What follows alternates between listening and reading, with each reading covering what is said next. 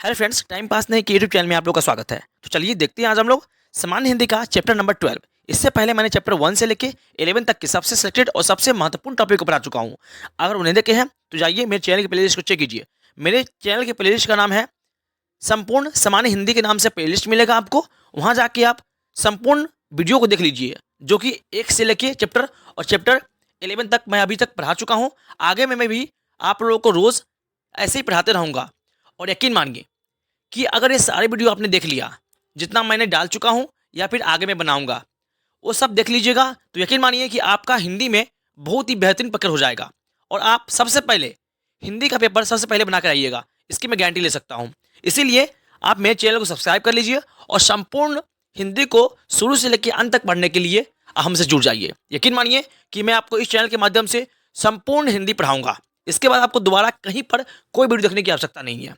ठीक है, तो चलिए देखते हैं, बिना देर किए हुए स्टार्ट करते हैं चैप्टर नंबर 12, जिसका नाम है उपसर्ग एंड प्रत्यय। आज हम लोग उपसर्ग और प्रत्यय को इतनी आसान तरीके से मैं समझा दूंगा कि दोबारा आपको ये पढ़ने की आवश्यकता कभी नहीं पड़ेगी। तो चलिए देखते हैं। तो देखते हैं आज हम लोग उपसर्ग और प्रत्यय के बारे में। उपसर्ग को इंग्लिश में बोलते हैं प्रीफिक्स और प्रत्यय को बोलते हैं इंग्लिश में सफिक्स। ठीक है, चलिए अब सब कुछ समझते हैं अच्छे से, बेसिक से हाई लेवल तक। चलिए पहले हम लोग देखते हैं कि आखिर उपसर्ग कहते किसको है ना। उपसर्ग कहते किसको है, चलिए समझते हैं। उपसर्ग वे शब्दांश है, यानी शब्द का अंश है, ठीक है, जो किसी शब्द के पहले लगते हैं और उसका अर्थ बदल देते हैं। ठीक है, जैसे अति सुंदर, अनुगामी, इसमें क्रमशः अति सुंदर में अति उपसर्ग है, जबकि अनुगामी में अनु क्या है, उपसर्ग है। ठीक है, जिन्हें हम उपसर्ग बोलते हैं। ठीक है, कौन कौन हो जाएगा, अति और अनु। अति जो उपसर्ग है वो अति सुंदर में है और अनु जो उपसर्ग है वो अनुगामी में है। ठीक है, चलिए आगे बढ़ते हैं, देखते हैं। ये देखते हैं यहाँ से उपसर्ग आपके बारे में कुछ एग्जाम्पल समझ लेते हैं कि उपसर्ग होता क्या है, समझते हैं। देखिए, उपसर्ग को इंग्लिश में अगर लिखा जाए तो इसको बोलते हैं प्रीफिक्स। क्या बोलते हैं इसको, प्री और फिक्स। देखिए यहाँ से आपको सब कुछ समझ में आ जाएगा। प्री मतलब क्या होता है, पहले, और फिक्स मतलब क्या होता है, फिक्स यानी कि अस्थाई।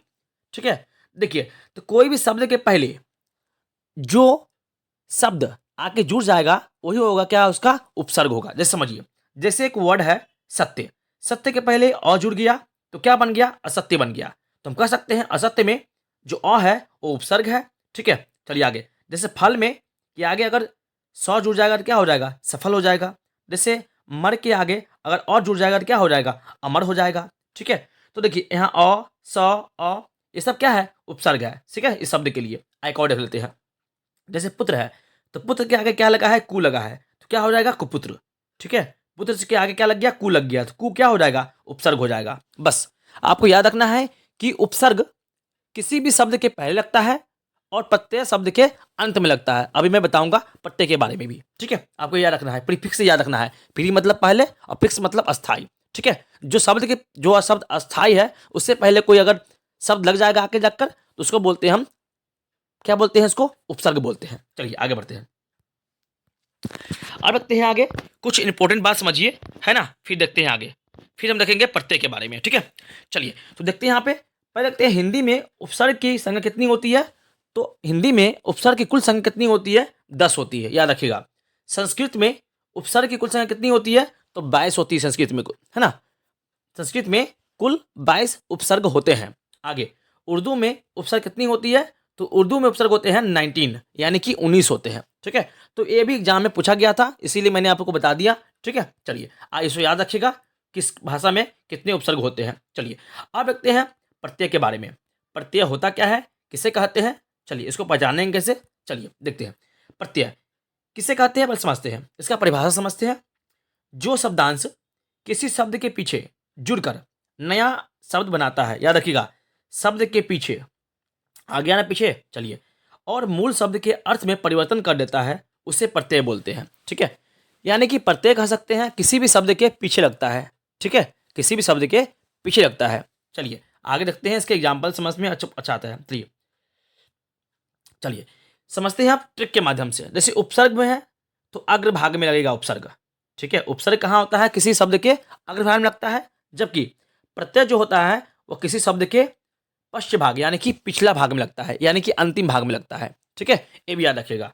उपसर्ग मतलब अग्रभाग में, प्रत्यय मतलब पश्चिम भाग में। देखिए, ऊ से उपसर्ग, अ से अग्र, अ ऊ में कुछ समानता लग रहा है कि नहीं, और प और प में क्या हुआ, कुछ समानता लग रहा है। तो कह सकते हैं उपसर्ग जो लगता है वह शब्द के अग्रभाग में लगता है, यानी कि आगे का भाग में, और जबकि प्रत्यय किसी भी शब्द के पिछले भाग में लगता है, यानी कि अंतिम भाग में लगता है। चलिए आप समझते हैं आगे।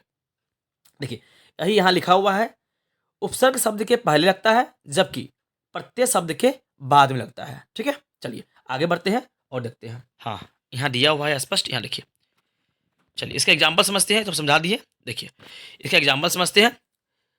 जैसे समाज में अगर इक जुड़ जाएगा तो क्या हो जाएगा, सामाजिक। ठीक है, यहाँ पर क्या कौन प्रत्यय है, तो इक प्रत्यय है। तो कह सकते हैं कि सामाजिक में कौन सा प्रत्यय है, तो इक प्रत्यय है। ठीक है, जैसे सुगंध एक शब्द है, इस शब्द के अंत में क्या लग गया, इत लग गया, तो क्या बोलेंगे, सुगंधित। तो सुगंधित में इत प्रत्यय हो जाएगा। ठीक है, यानी कि जो लास्ट में लगा है इत प्रत्यय। आगे जैसे एक शब्द है मीठा, मीठा में अगर आस लग गया तो क्या बन गया, मिठास बन गया। तो हम कह सकते हैं मिठास में आस प्रत्यय है।